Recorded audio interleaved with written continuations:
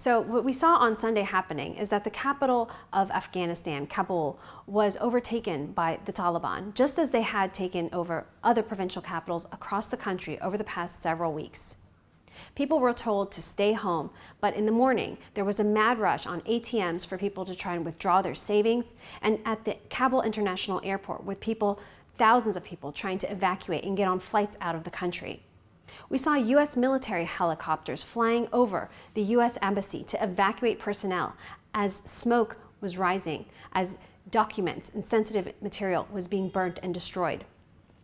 We have seen now in Kabul the Taliban roaming the streets with their black and white flag. They are promising an open and inclusive Islamic government. But that has left many residents of Kabul and across the country concerned. The Taliban ruled over Afghanistan for 5 years until 2001, and they harbored al-Qaeda. Their rule was ghastly and it was harsh. And there are many concerns that the rights of women over the past 20 years could be rolled back in an instant. What we're seeing now are scenes of utter chaos at Kabul's international airport, where commercial civilian flights have all but halted.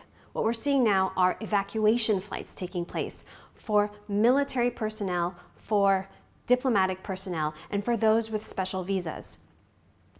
The rush at the airport comes because nobody expected the Taliban to take over Kabul as swiftly as it did in the span of just one day. There were presumptions that the Taliban would eventually make its way to Kabul, but it was not expected that their blitz would happen so quickly and so swiftly and with so little resistance after the billions of dollars spent by the United States and its allies to beef up and build up Afghanistan's national army and police forces. Right now, what the city of Kabul is seeing are the Taliban standing in place of the police that have all but melted away. They've also entered the presidential palace, where the US-backed President Ashraf Ghani has fled the country and left his office empty, and the Taliban now are seated there. What happens next in Afghanistan remains unclear.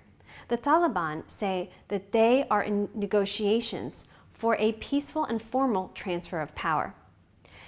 Negotiations on the Afghan government side include former longtime President Hamid Karzai, who released a video with his 3 young daughters in a garden, urging and calm and telling people that there are peaceful negotiations taking place with the Taliban.